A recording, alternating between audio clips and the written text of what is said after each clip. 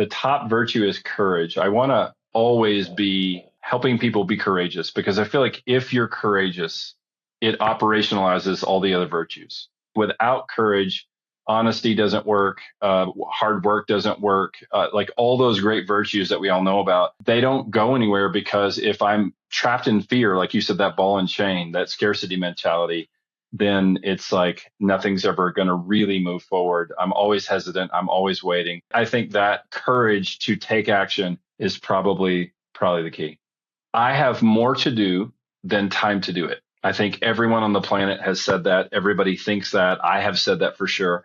But actually, that's not true because I only ever have now, and I only ever have as many breaths as I'm going to take until I fall over dead. Are you stuck in the endless cycle of busyness? In this episode, we tackle a problem every business owner faces: time debt. My guest, Eric Beck, shares powerful strategies to reclaim your time, focus on what truly matters, and break free from the stress of constant overwhelm. Discover how to align your actions with your vision and build systems that not only work for you, but give you back your freedom. If you're ready to escape the time trap, this episode is for you.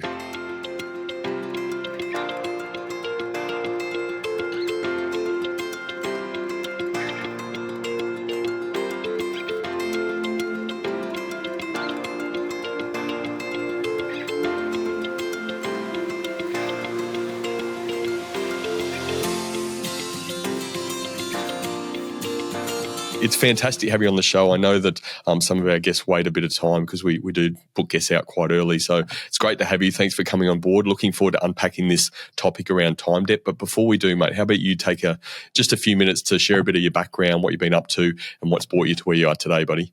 Yeah, man. So I'll just start with probably a really personal note. We all get dealt a hand of cards one way or another. Life gives us a hand of cards to play. And one of the characteristics of the hand that I got dealt is that my father actually passed away. He was killed in a fire when my mom was pregnant with me. So I started life off in a fairly chaotic environment. He was a firefighter. He took a buddy's shift. This was back in the 70s. So I'm dating myself. And, it didn't work out for him and three other guys. And when you look at things like that, you kind of start off with this sense of, that's a mountain you got to climb. And just to be honest and transparent with everyone, I really used that for quite a while as an excuse. Poor old me. I always need someone's help. I can't do something on my own. I don't have a dad, all that kind of stuff. And the reality is that somewhere in my late teens, that play just didn't work anymore. And I really kind of got to my first major crisis in terms of, who am I and who am I going to be and what is this going to be about?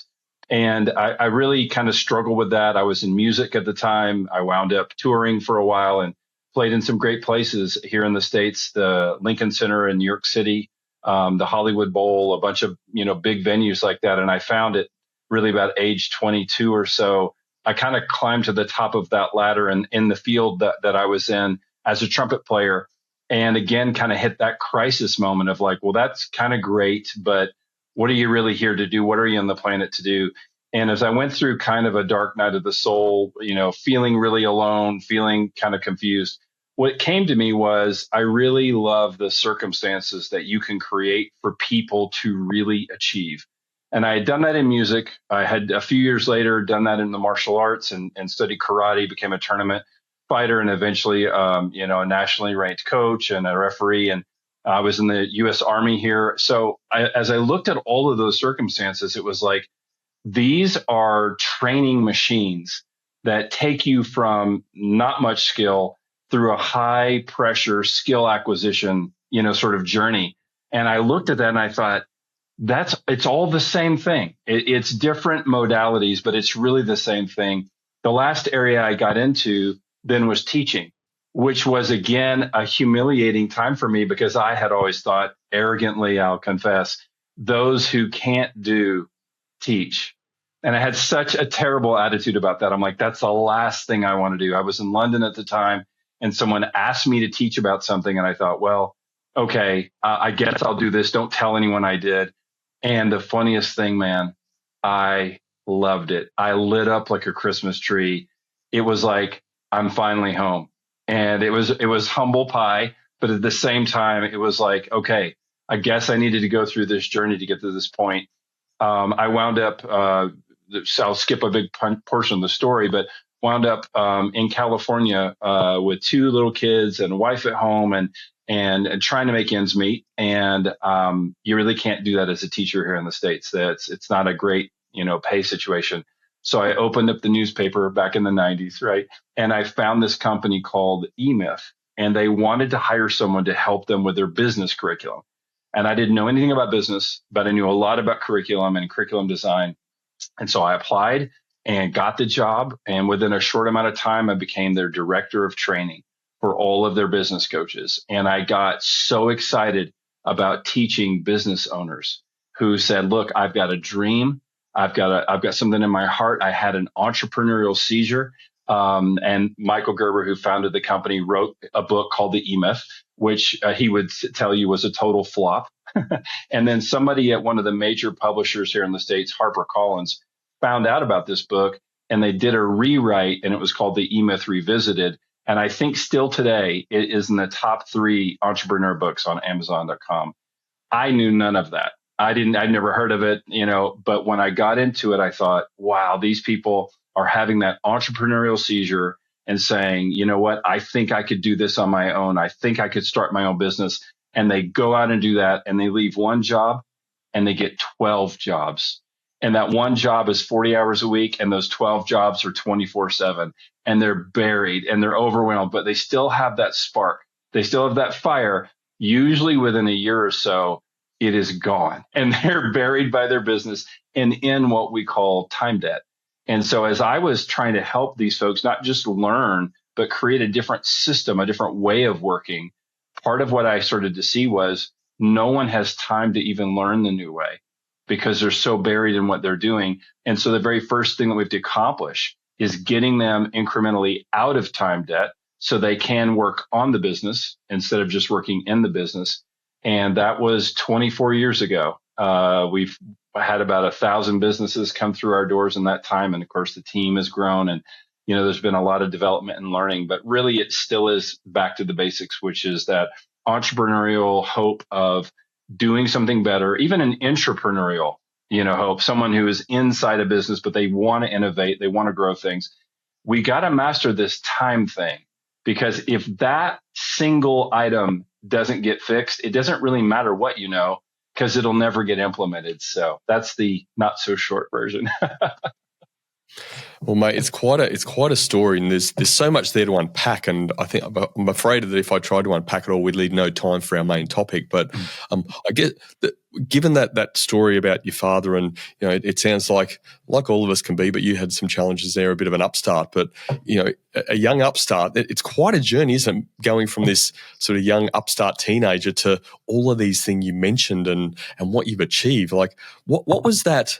I've got to ask, what was that pivotal moment? Tell us a bit more about that moment, because that's set you on the fire journey, hasn't it?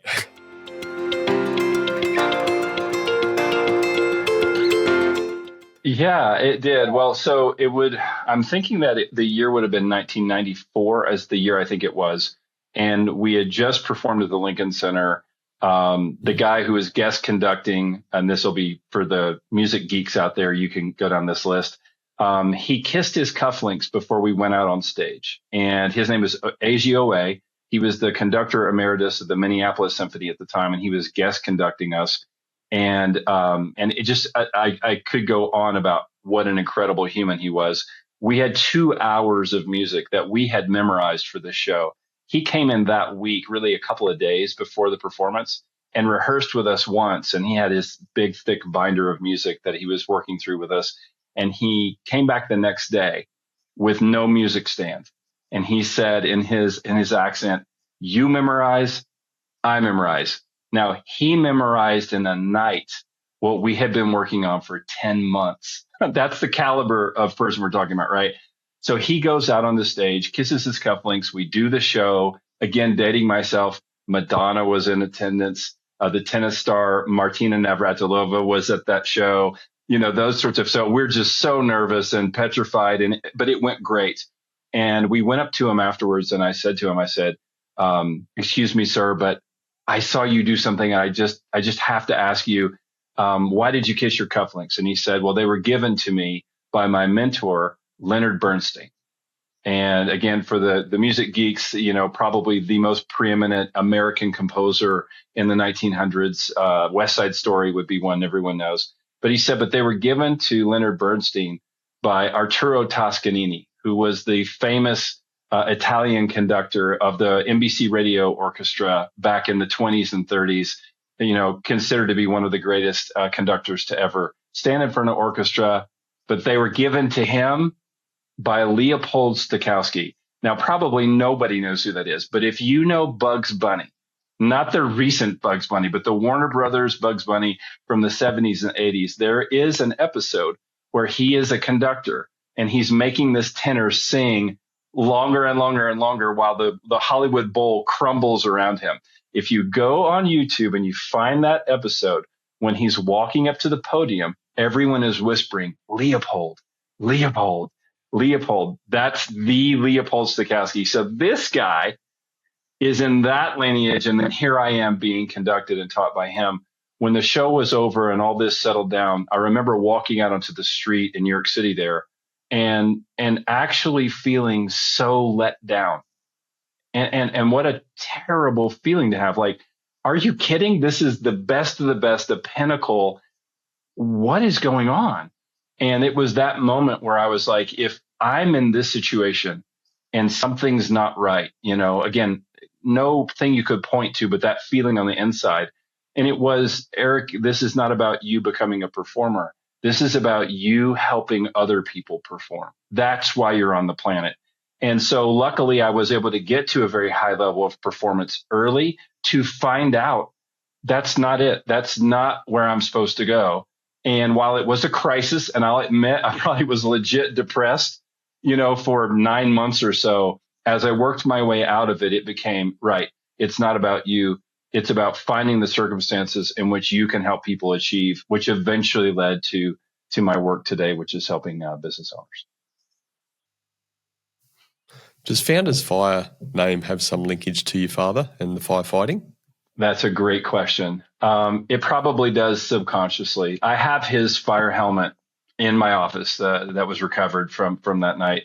And, I think at a deep level, there's something about fire for all of us that is so primal and so important. Obviously, it provides life and safety. And, even though wildfires and, fires that are out of control, obviously, like with my dad, cost people their lives, I do feel like there's something about us returning to our roots and the symbology of the fire inside of us, the spark inside of us, that is about believing. A term I use quite a bit is wage slavery. I do think the modern economy is not designed for us to flourish. It's not designed for us to really reach our creative maximum. It is designed for us to get in debt and stay in debt, and to be in this system of a debt-driven, consumption-oriented economy that, while it has tons of upsides, and if you compare it to other times in history, it would be no comparison. This is the greatest thing ever. But while it might be great compared to what we did, I don't think it's great compared to what we can do. And so for me, it is about how can we match this idea of being in an economy where we need to trade goods and services, for money. We need to make a profit, but that profit has got to be more than just dollars in the bank account. It's got to be feeding that fire inside of me. And so, yeah, it's definitely a connection there in terms of, what it is to be human, what it is to really be on mission and not just kind of stuck in the cubicle, so to speak. So, and I certainly look at my dad. I'm 25 years older than he was when he died, and you just look at that and you go, okay, wow, he never made it. I'm 53. He never made it to his 50s. He barely got into his 30s. And so I look at that and I go, but something made him run into a burning building. And I feel like that operationalizing that kind of a virtue or that kind of courage isn't bravado.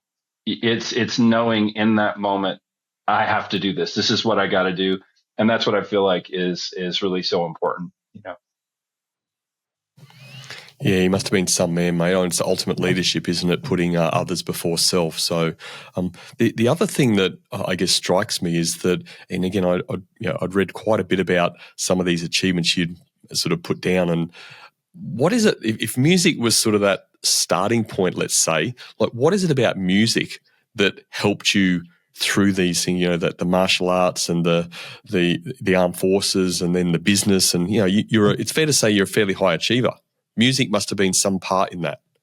Yeah, I think so. I think because music has so much heart, I went through a journey with music itself. At first I remember thinking this is the most exciting, the coolest thing, whether it was Van Halen or it was Miles Davis or it was, the whole gamut. I loved pretty much every kind of music because there was something just so compelling about it. It communicates passion, it communicates a story, it communicates emotion. And I think that for me, the reason why music was so important is because, and I use this example with my clients, if you play the song Happy Birthday to you, Happy Birthday to you, if you play all the right notes, or if you sing, which I didn't do very well, but if you sing all the right notes, okay, but you sing them in the wrong order, it's not the same song. In the martial arts, if you block too soon, you get hit. If you block too late, you get hit. In the military, in business, I see that idea of sequence and the idea of timing being so important. And so to me, it was my template for learning. I've heard there's a guy named David Epstein who wrote, I think he wrote a book called The Sports Gene. I'm pretty sure that's accurate, but I found out about him in a documentary, and I think it's called Pursuit of Excellence or Pursuit of Greatness. And in that, he is quoted about this idea of rage to mastery. And he was like, people who really achieve in their life at some point early on get this all-consuming desire to master one thing. And it doesn't matter if they stay with it, but they need to do that in one area. And for me, for whatever reason, it was music. And I remember being maybe 12 or 13 and hearing a famous trumpet player, Dizzy Gillespie, play this particular jazz song called A Night in Tunisia. And it's very difficult. It's very high. The notes, the register is very high. It's very aggressive. And I remember thinking, if I could ever learn to do that, like that would just, like, that's impossible. It's like watching Michael Jordan dunk the basketball or some sports person do something awesome. And so for whatever reason, it took hold. And from age 13, when I started playing trumpet, up till about age 25, when I got out of the professional world, it was exactly that, like rage to mastery. And I feel like having pushed into that, it set me up for getting my black belt in karate, or being in the infantry air assault, or being in business, or some of these other areas where it's like I had a sense of what it takes to get to not being a master. That's not the right way to say it, but a degree of mastery. Not perfection, but I've really honed my craft. And even with my kids, that's what I've told them. I said, look, it doesn't really matter where you start, but wherever you do start, you need to get your black belt. And if you get your black belt in that, you can go to the other areas.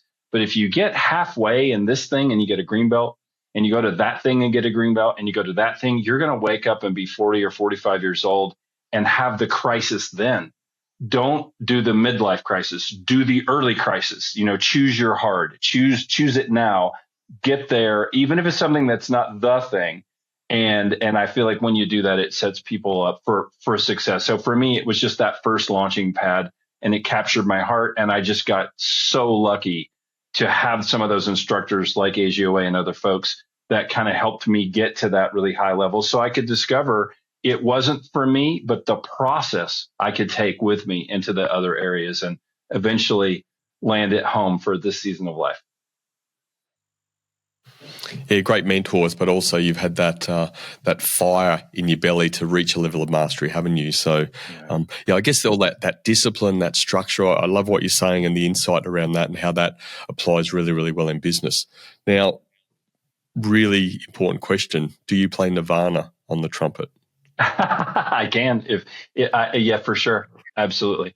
You can play bloody anything on the trumpet, can't you?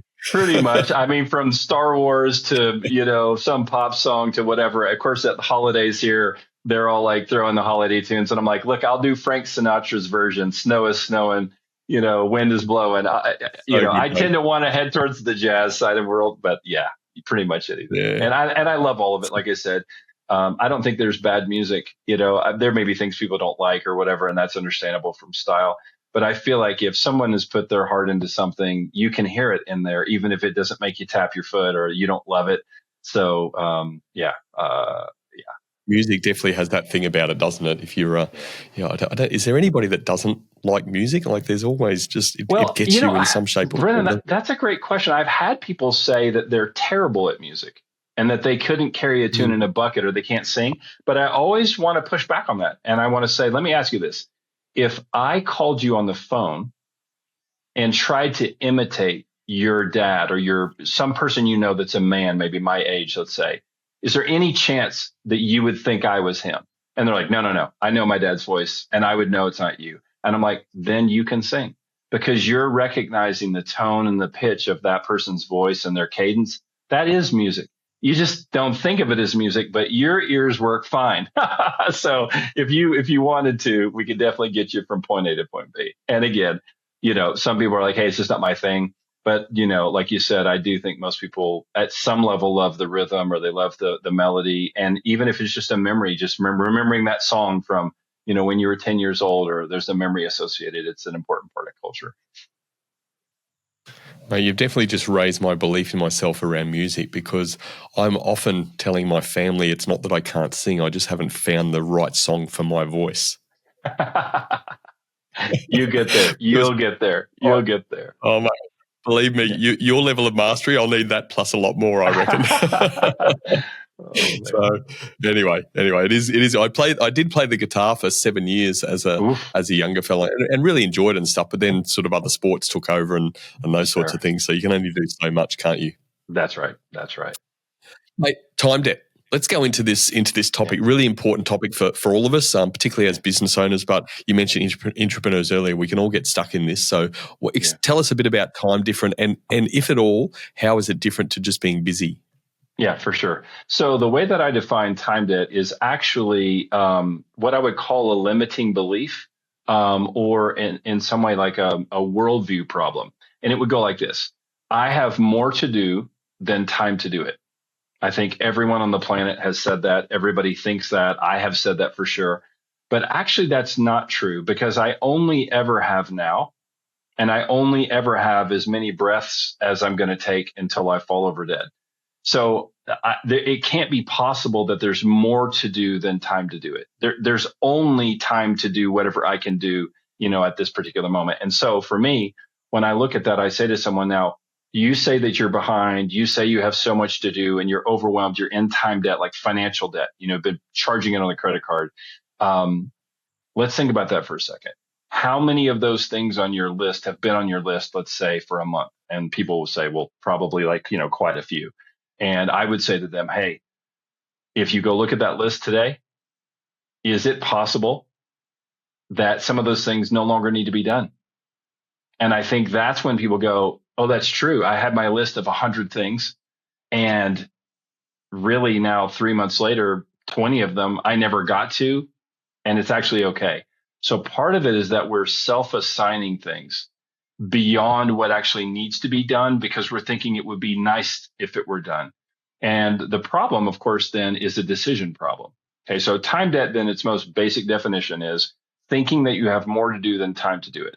And that's generally because I'm trying to accomplish more things that appeal to or not appeal to, the right word would be attract or connect to different visions. For example, I want to launch my business, but I also don't want to work more than 5 hours a day. Those are two different visions. Now, when those visions collide, I will start assigning myself things.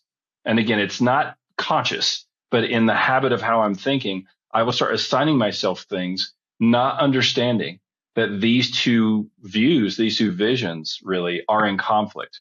So the first thing we have to do is to get to one vision. And so if it's in the context of a business, the way that we teach this is to say, I want you to tell me about your perfect customer experience story from the time they would hear about you, your business, your service, your product, through to happy customer. We call it kind of going from prospect to purchaser to promoter. Tell me that journey and let's just talk about it. Like we're having a cup of coffee and let's just talk about it. And they just light up and they tell you this awesome story. And then I say, okay, in terms of the time you spend on your business, if anything you're choosing to do doesn't make part of that story come true, you can no longer choose to do it.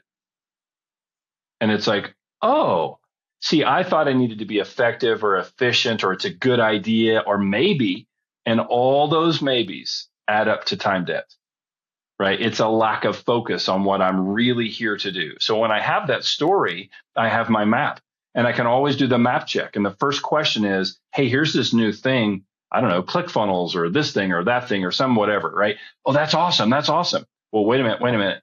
Where in your story does this make that perfect moment come true for your customer?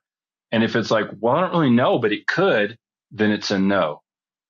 Now, I use the example of the lottery. I'm not sure what the equivalent would be where you guys are, but I'm assuming there's something that's similar. In the States, of course, we look at the math of that, right? And it's like you're more likely to get struck by lightning 3 times on the same day than you are to actually win the lottery. So we call it over here, it's a tax for people who are bad at math. Okay. Now, what happens when people do win the lottery? Typically, they get divorced at a huge increased rate. They commit suicide at a huge increased rate. They don't have any of the money in 5 years. It basically just destroys their life. And the reason is because they have not pre-spent the money. And if you go back to this regular person, let's just say that they're making, $3,000 or $4,000 a month. That's their income. Okay. They're used to that. And they know what their rent is and they know what their food is. And they kind of have a budget, even if it's not written down. So they're used to this money comes in, this money goes out. When you give them 100 or 1,000 or 10,000 times that much money, they don't have it pre-spent and therefore it destroys them. Okay. The same is true with time. If we don't pre-spend time, we will get into time debt. Now, what does that look like? Running off of a calendar all the time? Kind of, actually. It kind of does. And the way to think about it is this. If I say in a given 5 days, this is what I'm going to do in some big blocks, I am likely then to spend that time in that direction. It might not be perfect, but if I say, look, every morning at 7, I'm going to run for a half an hour. And then I'm going to get cleaned up. So by 8 o'clock, I'm at work. And you lay out a general plan that ties back to your vision, right? Your vision for your company. Now I've got the vision connected to action. And so now I don't kind of have a choice at 7 o'clock. I'm just following orders. It's like, well, at 7 o'clock, my planner says, go for a 30-minute run. Yeah, what kind of run? Do I need to break any records? No, you literally put on your tennis shoes and start moving. It doesn't matter if it's great or if it's terrible. Just do it. And when it's 30 minutes and it's ding, the timer goes off, you're done. And what we teach people is to start actually living in these blocks of time. And then I don't have any time debt. And of course, people say, well, now, wait a minute. You're talking about scheduling your whole life. And I'm saying in a block sort of way, kind of, yeah. Like, well, but wait a minute. I want free time. I want to be able to do whatever I want to do. And again, I'm going to push back on that. I'm going to say that's not true. If you really look at it, what you want is a high quality experience. You don't want infinite choice. We all know about decision fatigue. And this is why when we first started doing this with our clients back in the early 2000s, it changed their life. Their work days got so efficient. It was so helpful. And we can talk about some of the intricacies of that. But the funny thing is that they said their weekends were a disaster. I'm like, well, what happens on Saturday? Well, I've just got like the whole day, and I might mow the yard or I might do this errand or I might watch a ball game or I might do this. And I'm like, what's the experience like? It's like chaos. Me and my wife were fighting. The kids are upset. It's just, and I'm like, why? It's because you haven't made the choices and now you're making the choice in the moment. And that sets you up for so much controversy. It's so much easier for, if you're navigating, for your car to say, at this intersection, turn right. Instead of like, well, you could turn right. I mean, maybe you'll turn right. You could go a couple more streets. That decision fatigue is legit, especially in our day and age with so many choices. And so what we found is that by limiting those choices or pre-deciding, we take away so much stress. And that is how you eliminate time debt. So the actual technique, I'm going to give it to everybody right now. The actual technique is this: get out your to-do list, and find it wherever it is, and add everything you can think to it. So anything that's in your head, get it on paper. That is the first step. And I think the biggest one I've seen had 80 items of active things I need to do. Okay. Second step, just estimate how much time it would take to do any of those things. Just 1 hour, 2 hours, don't know, 4 hours, 3 days. Go through and estimate clock time and calendar time for each thing. This will take an hour. It's hard to do, and it's emotional. When you look at that list, you feel the time debt. Okay. The last and final step is take your list, get your calendar, start making appointments. This might stretch out a month or two, but at that very moment, when that last thing is crossed off and it's 5 weeks from now, Thursday at 2 p.m. for an hour to get your dentist appointment, you're now at that very moment free again like you were when you were a kid. You're out of time debt.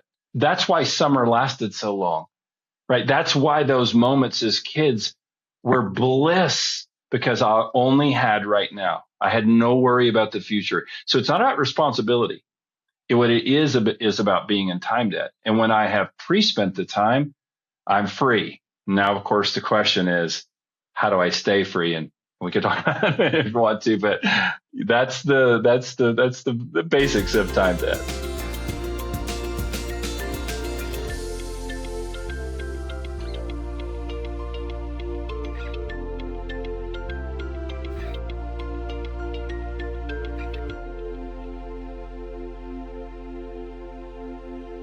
In all of that said, and we certainly will get into, how do we stay there?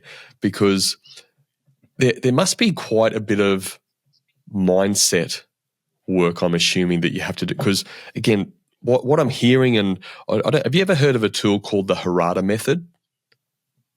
No. Not that I know of. Came out of Japan, and a guy coached me on it many, many years ago, and I use it on and off, and I use bits and pieces of it today. But it's literally, in my view, it was very complex, but it, back down to, connecting exactly what you're saying, connecting, the things that you need to do with sort of vision, or whether it's customer journey, or, whatever you're trying to do, not just picking up things randomly, but the mindset shift needed for that. So I guess the question for you is that what sort of mindset shift do you need to encourage and work with business owners? Because some of the stuff it's simple to do, but it's hard to do, right? I think is the point. Right. Tell us a bit about that mindset side of what's needed to break this barrier and be able to do this successfully. Yeah, it's going to be pretty simple, which is to chase two rabbits is to catch none. It really is aim small, miss small, micro goals. Just try to focus on that smallest next step instead of the maybe. You kind of always in maybe this, maybe that. I don't want to say no to anything, and then you're never really saying yes to anything.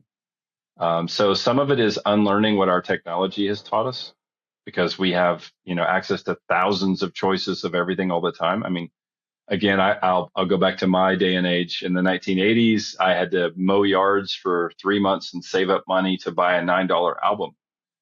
And I got 10 songs. Right now, today, for $9 a month, I can have 1 billion songs. We just don't, I think, fully appreciate what that's done to our decision making and what's done to our mental health in a way. So I think that focus muscle is weak, and we've got to strengthen it. And it comes back to that, look, if I'm going to go for two things at the same time, I'm going to get neither of them. I hear you, and again, it makes a lot of sense. I guess I'm just, hearing business owners in my ear, and maybe it's me not being able to convince them well enough. And I do a lot of strategy days with business owners and their teams, and always talking about, it's not what we say yes to, it's actually what we say no to, what we leave on the carpet, and where we need to focus on. And sometimes we do customer journeys depending on what we're looking at, but there's always that. I feel like I'm a broken record in that you've got to keep reminding people, like, why are we taking on too much, even week to week? What are we going to achieve in this next 7 days? Oh, I'm going to achieve boom, boom, boom, boom, boom. Do you think you're biting off a bit too much? Like, how is that linking to the strategy and where we're going? Like, it's just it seems to be an evolving cycle. It is. It is. So what I say is that you want to take one extra step there. When they say these are my outcomes or my deliverables this week, that it has to get put in time. So let's say by the end of the week, we want a new customer survey. Awesome. But if we didn't spend the time, we're in time debt right away. So how much time do we think it will take to build a new customer survey? Let's say 3 hours. Great. We need to put that in the calendar.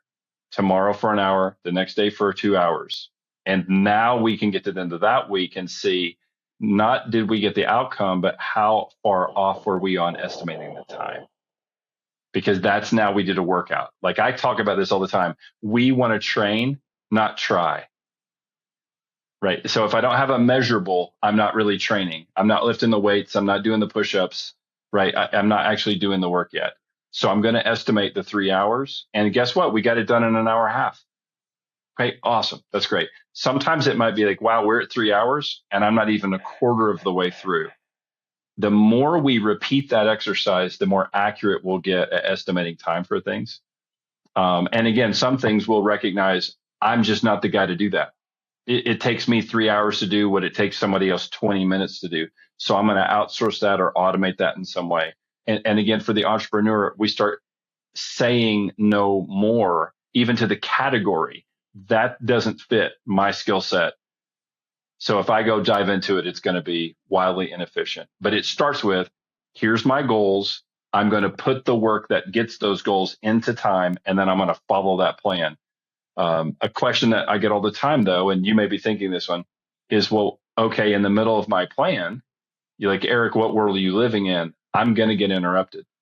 I'm going to get asked to do something else by a customer or a colleague or someone. And here is where it really comes down to this word decide. The root of the word decide, side, is in homicide, suicide, pesticide. Something is dying. Something has got to die. Decide means the alternatives have to be eliminated. And we are very shaky on that in this modern age because we're always maybe. Yeah, I don't want to say no to anything. But if I don't say no to this so I can give a full yes, then my vision is at risk. And that's where I would come back to the entrepreneur and say, how committed are you to that vision? Because you're going to have to make sacrifices. You can't just keep doing it the old way. One of my favorite phrases is, if what you were doing was going to work, it already would have. So you're going to have to change. And my recommendation is that any goal you have has to go no, don't just put it into a project management tool. It has to go in your calendar. So you pre-spent the time. And as you do that, you will dig your way out of time debt, I promise. And you will start achieving at a level that's just not just as efficient, but it feels great. Like this, the emotion of it is like, this is awesome. And we can get back to a little bit more of how I think we're kind of designed to do things. Just if you're, again, a business owner listening, because it certainly resonate that in my own sort of journey as well. But how do you encourage people to take those first steps and to, I guess, build that muscle to decide? Yeah, I don't want to do an ad for Founders Fire, but one of the things that we start off by doing is an assessment of their leadership skills. And that is understanding those 12 areas of business navigation, sales, marketing, finance, leadership, all that. And we want to understand, what do you know about this area? Then secondly, do you have systems that support you? And that's not necessarily software. That can just be workflow. And then finally, are those scalable? Because that now is going to create a roadmap for business development. So we know in this month, working on your business, these are the 6 or 7 outcomes we're committing to grow, because we want to work on the business, but we have to work in the business. I heard this funny joke. It was a heart surgeon, I think, that drove his fancy high-end Porsche into the mechanic and said, hey, I need you to help me. Something's going wrong with the engine. And as the mechanic is working on it, he says, you and me, we really do the same thing. We just work on engines. I don't get, though, why you get paid so much more than I do. And the heart surgeon says, well, I have to work on the engine while it's running. That's the entrepreneur too. We have to work on the business while it's running, and that's so hard. So the first step is just to say, look, a half an hour, maybe an hour once a week is time to come up out of the weeds and work on your machine. And then you're going to dive right back into craziness. And next week we'll do another hour. In a month or so, it might be a half an hour a day is on the business. And in a year, it might be half your week is working on the business. It's but we use the analogy of the captain and the ship. You're now in the captain's chair most of your time. When we start off with people, they're never in the captain's chair. They're down in the galley pulling the oars and swabbing the deck and, in all the details. And the thing that's missing is that the captain is not in the captain's chair. There's no one leading.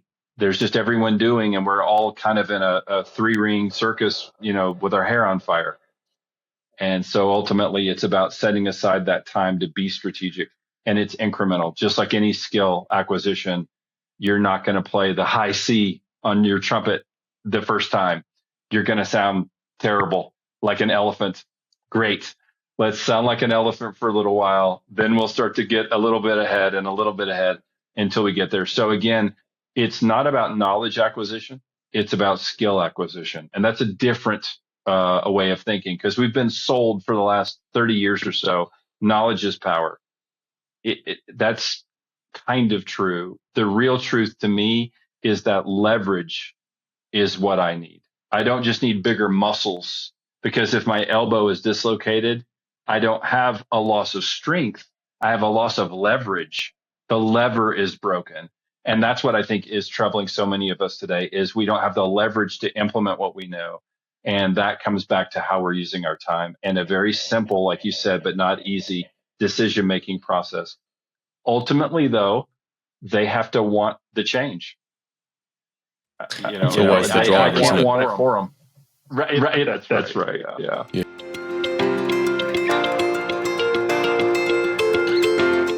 Yeah, and it's not just Eric, sounds good. Let's do it. Like, you've got to. What sort of? I guess what do you see in your line of work with the levels of commitment? How do you sniff out those that are really committed and those that are just okay? They're dipping the toe in the water, let's say, and that's about it.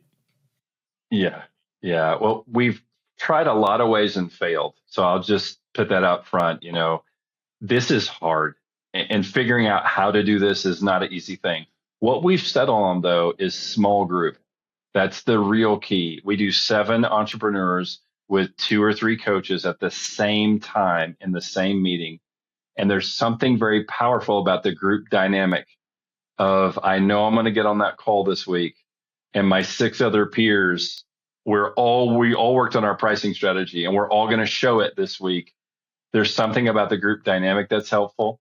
There's also something about the idea that we don't want to spend a lot of time talking about push-ups. We want to do push-ups. So what we found is our coaching session can't be teaching. It needs to be a little bit of teaching, but mostly practicing. So we do 10 or 15 minutes of the core system. We're going to work on the core idea, but then we spend an hour in one-on-one breakouts actually building your pricing strategy, or actually working on your hiring process. Like, we're not talking about it. You're building yours, or you're refining yours right there on the call. And then finally, that last part is going to be show and tell. So Brandon, let's see yours. Eric, let's see yours. Let's go around the room. And that learning is so powerful. Once the momentum is there, it's way easier to keep the momentum, just like getting a rocket off the pad. But you're right. In that first month, it's tough. And I think without a team, without a group, it's maybe a little bit tough to get going, but it's hard no matter what. But again, the things we really value, they are kind of hard, but they're worth it. Absolutely. Yeah, there's something about group accountability, but I think there's another level of group accountability with people that are not in the same team. Like, you really don't want to be that person that's not done their homework, do you? That's exactly right. Now, again, at risk of sort of going into the shiny and stuff like that, and I don't mean this question from that aspect, because we talked about just taking things and deciding, but what are some strategies or some tools that you've seen work for business owners and helping them make this decision easier and to get this structure and these systems in place easier? Yeah, usually most folks know they're not at potential. So they already have some frustration. This business is great, but it's really weighing on me. And so we'll ask a question to highlight that. If you didn't communicate with anyone in your business for 24 hours, like at all, what would happen? And then let's go to 2 days. Let's go to 1 week. Let's go to 1 month. And we actually make them write this out and kind of putting them in touch with how that feels and saying, would you like that to be different? Helps them, again, kind of get the belief that it can be different. I had a client a few years ago say, hey, we were gone to Paris for an entire month in the middle of our busy season, and our small business ran better than it ever did. And I'm not talking about a huge company. They had like 15 employees, and they actually had said, while we were in Paris, would you call the office and check in with our team a couple of times? And when I did, they were like, we like it when they're gone. It's easier when they're not here, because the whole goal is to empower the team without just giving them chaos. So again, part of it is, let's go back to the outcome. What would it feel like to not have to be in touch with the business, 24/7? Because I feel like if you can connect with people on the feeling level, the behavior will follow.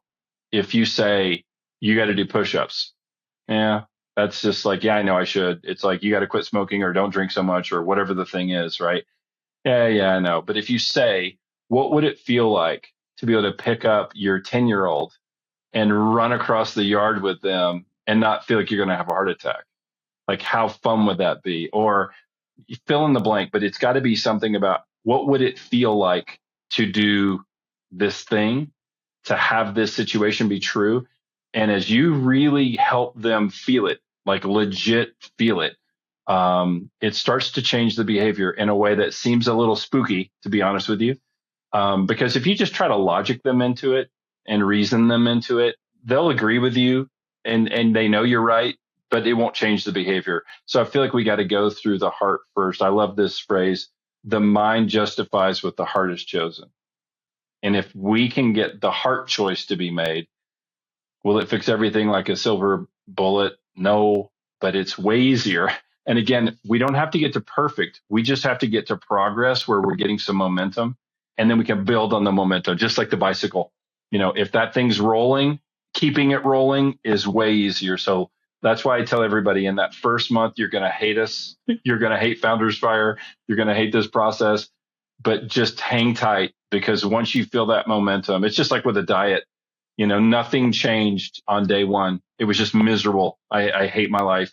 And it's like, I realize that, but if you just take this short little window and you look at some micro goals that are too small to fail, I promise you'll see the momentum and you'll start to see the change. And does everybody do that? No, they don't. And that's okay. That's got to be okay. Other people have other priorities or other things that are going on in our life that are not going to allow this to be a big victory right now. And that's a good time to hit pause, take care of those other things, come back to it. But for most folks, they're ready, and they're ready for a change, and they're willing to dive in there. And then we think, with the structure and the team and the systems that we have, we're giving them a good shot, of seeing those results. Yeah, I hear you, mate. I do say to a lot of people, and jokingly, but I've never had a client come to me for help or support because their business is running famously. That would be fantastic, wouldn't it? You can sort of just move from there. But there's always some shit happening. Something's broken, some people Right. issue related. There's always problems that they need you to bring in your silver bullet and just solve everything. Yeah. Here's a mentality fix I'll just mention, because the way you said that reminded me. We will say this: there are no problems in business. There are only broken or missing systems. That's a good worldview change, because then I see every problem as, oh, there's just no system over there, or there is one, but it's broken. If I start building systems, pretty soon the problems get very, very small and very infrequent. They don't go to zero, but they get pretty darn small.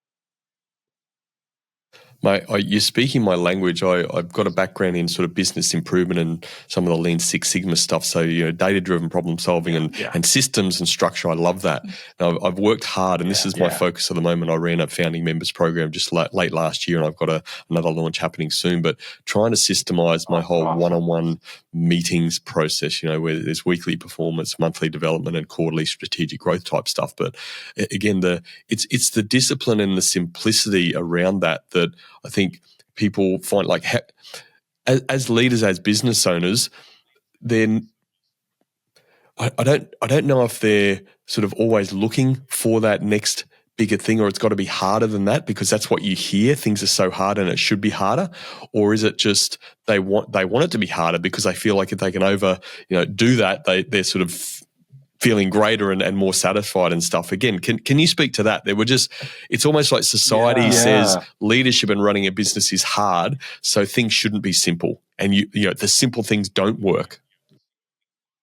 Yeah, that's true. I think there's an attraction towards overcomplication and over effort. There's that phrase, anything worth doing is worth overdoing. And that's kind of funny, but I don't really agree with it. And the reason, because we wind up being slaves. We're slaving all the time. And I just think that's anathema to our being, to what we're supposed to be like. We're not supposed to be slaves. We're not supposed to be cogs in the wheel. And so I would say, to help challenge that worldview, I would say, okay, if you want it to be hard, let's dig into that a little bit. What's behind your need for it to be hard? And I bet that if we dig in there enough, we'll start to see that it's what we call a hidden decision driver. There's some belief that's telling you it needs to be hard, but the evidence doesn't support it. Because you can find someone else where you're like, wow, they succeeded and they have a life and their family still loves them and they're a nice person. They're not this SOB that's screwing everybody in this miserable Grinch kind of life. It's like, right, it is possible. And I would just tell people, if you go back to when you're a kid and you have like a hero, okay, and you think about why that person was a hero to you, real or imagined, cartoon person, it could be someone in a movie. Write down the characteristics of that person. Okay. And then maybe you could think later in life, maybe in your teenage years, same question. Who was a hero? A teacher, a parent, uncle, brother, somebody where you're like, man, there's something about them that is so great. If you look at the list of characteristics of those two folks, right, that is you. That is who you have it in yourself to be. And when you start aligning with those characteristics, is this making me more, fill in one of the blanks of those characteristics? When I do this, am I more this, or am I going away from this? That's what we call internal and external alignment. And it starts changing the sense of, I got to suffer. It's got to be hard. It's got to be this huge accomplishment. That's probably a fair amount of ego, frankly. And a lack of recognition that a stallion is not a camel. We don't want to use a Ferrari like a dump truck. But when you don't know who you are, you're going to abuse yourself. I use this phrase, anytime we don't know the purpose of a thing, we're going to abuse it. If I give a caveman my cell phone, there's zero chance he won't abuse it. Because he's a bad guy? No, because he doesn't know the purpose of it. So again, if we can start to align with those desires that are really in our heart, especially from childhood, and that we do that exercise of the two heroes, tell me those attributes, because you weren't told to like that person. You just did. And it's like, then that means that that's kind of hardwired down in there for you. And the question is your work, is your job, is the way you're using time bringing those characteristics out of you or bringing you away from those characteristics? That alignment or misalignment, back to the dislocated elbow analogy I gave earlier. That's why people are like, it's just got to be hard, because you just got to trade 5 days of one thing for 2 days of another. That's just life. It's just hard. I just want to say, well, how's it working? And if it's not working great, maybe we should look at changing. Yeah, I mean, ultimately it comes down to choice, doesn't it? And the underpinning of that self-awareness and self-reflection side. But I guess also in my head, it takes courage because, you referred to financial debt as an analogy earlier in relating to time debt. But financial debt is not being in financial debt or extreme debt is actually uncool in today's society. So it takes courage to not be. It'll get you a low credit score. Yeah, and fundamentally, do you actually need a credit score if you're not going to, live on credit? Thank you. Thank you. That's right. And I guess time debt's the same thing, mate, isn't it? Like it does. You're going against the grain of what society and this busyness badge and all that sort of stuff. So yeah, I don't know if you want to say that, but how much of that comes into, maybe you can lead that courage into a turnaround story that you'd like to share with us, because I'm sure you've got many, but the courage that people need to just make that choice, make that decision, be a little bit more self-aware, but more self-reflection, and actually live the life that they have a choice to live. Yeah, that's exactly right. And I love the way you say that busyness badge. It is like a badge of honor. And we just want to show, look how hard I'm working. And I've just asked folks to, consider your kids or your loved ones, look in their eyes and ask them, do you want me to be more busy? Am I a great dad or husband or friend when I'm super busy? Is that me at my best? Listen to what they tell you. Listen to what they tell you, because they're going to tell you, no, that's not it. I will give you kind of a cool story. One of our clients, his first name is Tim, worked in the insurance world, a small insurance agency that he worked for. And we went through part of this exercise that we've talked about today about time debt. We call the blocks of time anchor activities. It's not every second of your day, but it is most of the day. And so we built a perfect week. And I said, Tim, in a given 5-day window, how much time on sales? How much time for customers? And he's like, I don't know. How could I know? Every week is different. And I said, okay, let's just do this. Let's just do something we think is reasonable. And so we laid it out, about this much time on this topic, about this much open time, about this much time for that. So I said, all right, coming Monday, your job is just to follow the plan. If it's blood or smoke, obviously you got to handle it. So, use your good judgment. But if it is not literally blood or smoke, follow the plan. I called him on Tuesday.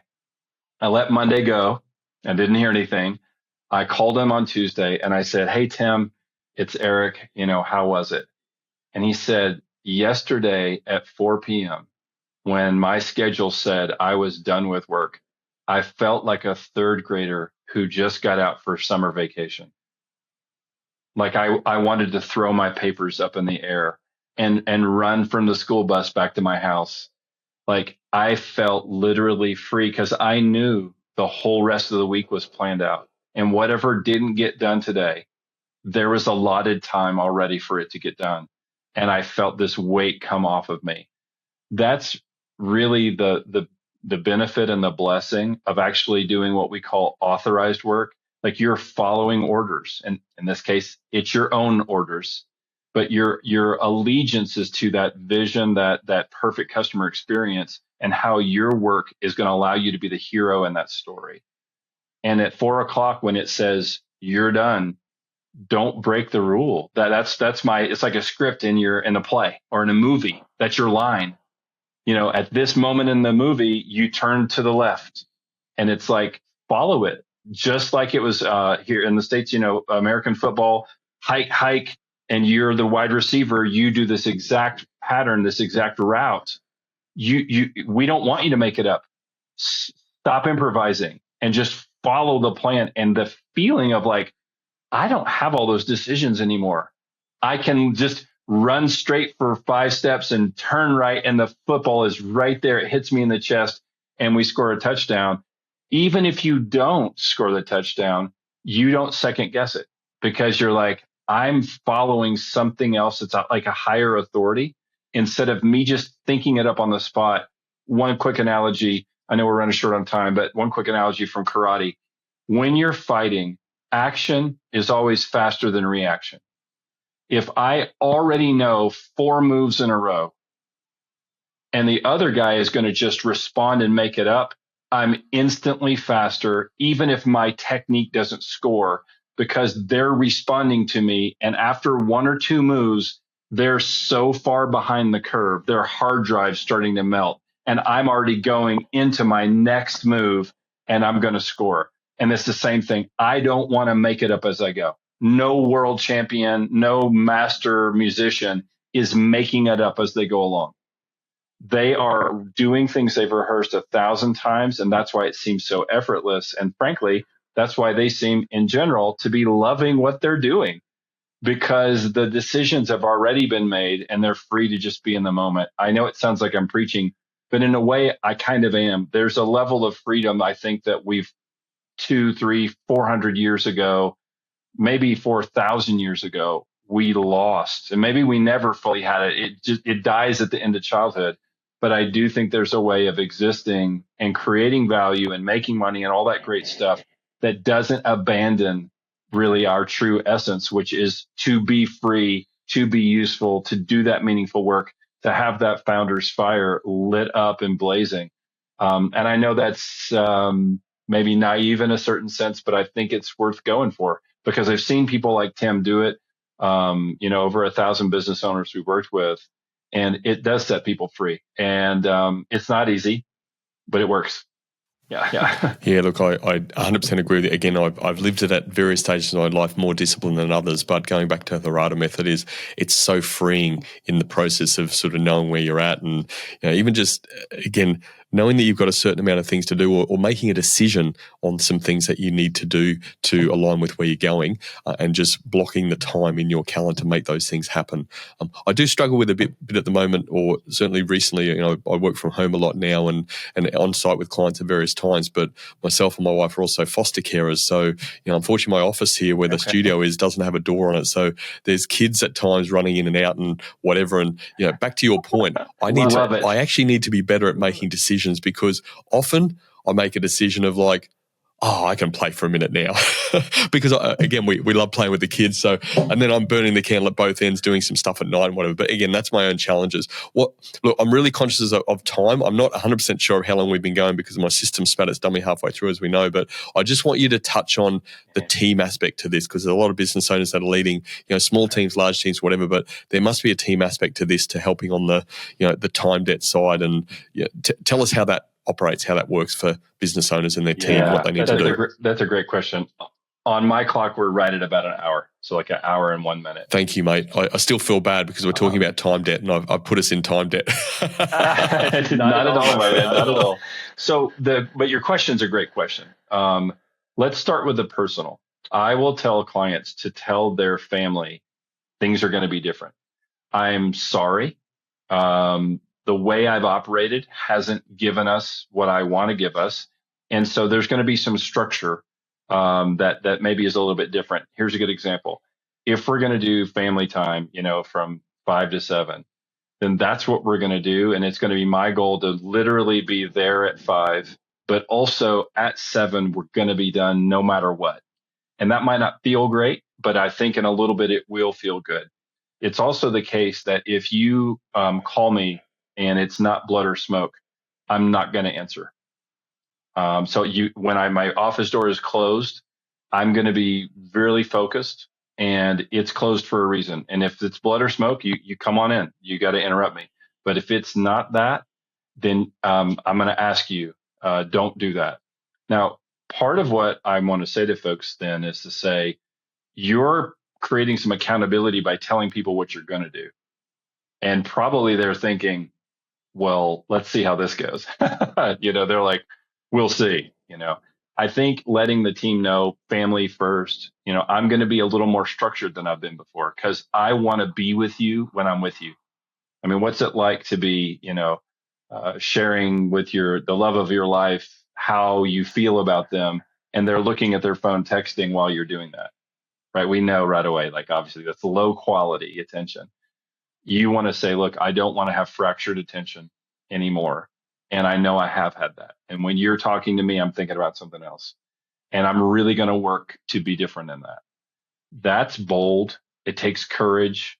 You are taking a risk, At work, it's the same thing, but a little simpler. It is going to be that, hey, I'm going to be running off of a schedule in a way I haven't been before. And I'm going to expect all of us to be moving in that direction. We're going to do this as a team. Some of our work is reactive, and it has to be, but they can still be the beginning of the day and the end of the day that is the same every day, because that anchors us to a strategy. Some of our work can be very systematic and there's very little distraction. That would be pretty easy. But I want all of us to avoid this overwhelm, overwork, lack of recognition of spinning plates. The neuroscientists tell us that we cannot multitask. What we can do is called switching. And our brains are amazing, and we can switch at light speed between lots of different things. And every time we do, our cortisol goes up, our stress goes up, our blood pressure goes up, and our IQ goes down. It's literally like being high to be distracted. And the examples that I've seen are you're going to have a simple 30-minute math test where you basically just do arithmetic that's not too hard, but you probably need a pencil to do it, right? So 25 times 74. Somebody can do that in their mind. I can't. But it's stuff like that, right? But then they had one group that just did the questions for 20 minutes and they looked at their accuracy. They had another group do it, but every 4 minutes they were asked a trivia question. What's the capital of this state? What year did this happen in? When did Columbus discover America? Just random, pretty easy, trivia questions. And the difference was an IQ drop of more than 15 points. It meant that an average intelligence of 100 was 85, that's special needs category, by just distracting them. And so it starts off by apologizing and saying, I do not want us working at a lower level because we're just addicted to being distracted. So we're going to take ownership of that. We're going to apologize for that. And we're going to kind of slowly move the team in a different direction and watch their happiness go up, their effectiveness, their efficiency. Everything gets better because it's like, right, I can be focused. And then again, now it is, how do we maintain that? Right. But let's get there first, and then we can worry about the maintaining. Let's don't naysay about, but you don't understand the world. You don't understand my customers. Actually, I do understand your customers. And I promise you that if you tell them, no, we're not available 24/7. And here's why. Because when we talk to you, it's going to get solved in 5 minutes. Or would you rather us be open 24/7 and it's going to take you 6 phone calls to get that thing resolved? What's it like when you call the big company? We know what it's like. You're not getting focused attention and you're going to have to do their job for them. So while it is a little bit ambitious, I think it's worth it and it's doable.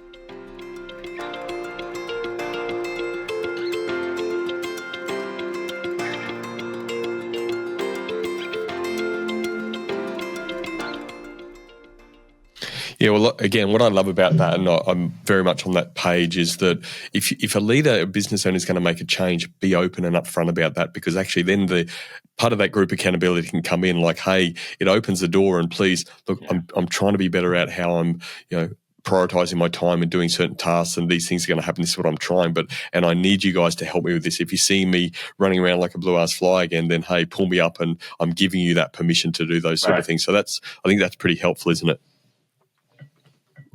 I think the other thing, and again, look, we haven't got time to go into this, and maybe it's probably not our area of speciality, but what I've found over time too is back to the mindset side, that when business owners are making those decisions to be 24/7, or just let me take that call at 8 p.m. in the evening or whatever because it's customer X, like it's more based on a scarcity mindset versus that abundance mindset. I think that's drives some of those sort of poor behaviors and poor decisions, which, has the ball and chain at them, every day for, 24/7 in their business. So, mate, look, the information you've shared today, the practicality of the information is sensational. This is not theoretical stuff. Like you've said and been honest, it's simple to do, but it's hard to implement.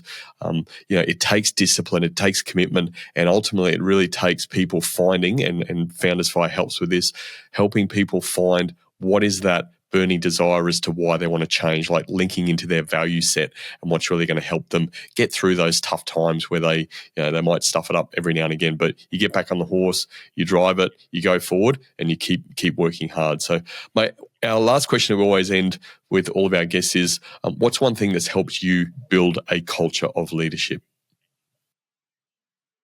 Wow. That's a great question. It's never really done, of course, right? But I feel like probably the top virtue is courage. I want to always be uh, helping people be courageous, because I feel like if you're courageous, it operationalizes all the other virtues. Just courage to be like, hey, it feels bad. I don't know that I want to do it, but I'm gonna do it anyway. Just that moment of decision where it's like, hey, I'm gonna act as opposed to not act. And maybe that comes from full circle here back to my dad and how I grew up. With that example of courage. I feel like without courage, honesty doesn't work. Hard work doesn't work. Like all those great virtues that we all know about, they don't go anywhere, because if I'm trapped in fear, like you said, that ball and chain, that scarcity mentality, then it's like nothing's ever going to really move forward. I'm always hesitant. I'm always waiting. I use the example of standing on a dock, maybe at a lake, and I'm like waiting to jump in until there's an Eric shaped hole in the lake. There's no room for me. But the act of acting, the moment of action creates the hole for me. 20 million gallons of water and untold trillions of atoms, right, will rearrange themselves only if I act. And if I take that action, it creates the space for me. It's not any kind of a woo-woo law of attraction sort of thing, like just think it'll come true. But it is, famous Army general here in the States, George S. Patton, he said, a good plan violently executed today is better than the perfect plan next week. Good with full commitment. Great. We can steer a ship that's moving. One that's just sitting, we can't steer it. So I think that courage to take action is probably the key. Love it, mate. No, you mentioned your dad, but someone we haven't mentioned, I guess your dad had the courage to do what he did, and he lost his life. You didn't even get a chance to know your dad, but your mum to attack life and have the courage, and she's obviously a very special person and had showed lots of courage in life to raise a person like you and what you've achieved. So, mate, well done to you, well done to your mum, well done to your dad, and I really appreciate your openness and your vulnerability on the conversation today and sharing what you've shared for all business owners to learn from, mate. This is something they can just take with them through their life, and hopefully they have the courage to take some action and implement. Thanks for being a fantastic guest on the Cultural Leadership. I hope so. Hey, thank you, Brandon. Thanks for having me. It's been a pleasure, buddy. These are my 3 key takeaways from my conversation with Eric. My first key takeaway: confident leaders master their time instead of being controlled by it. They eliminate time debt by prioritising tasks that directly contribute to their goals and purpose, ensuring their time is spent intentionally. By focusing on actions that align with their vision, they create clarity, avoid overwhelm, and reclaim control over their schedule. My second key takeaway: confident leaders focus on quality, not busyness. They recognise that being busy doesn't equal being productive and prioritise meaningful work over constant activity. By choosing quality over quantity, they make space for deeper focus, better results, and a greater sense of fulfillment in their leadership. My third key takeaway: confident leaders rely on systems, not willpower. They understand that willpower is limited, so they create scalable systems and routines that allow them to stay consistent and effective.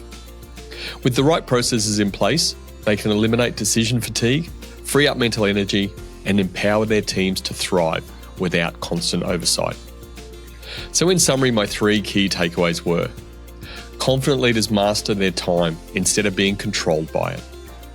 Confident leaders focus on quality, not busyness.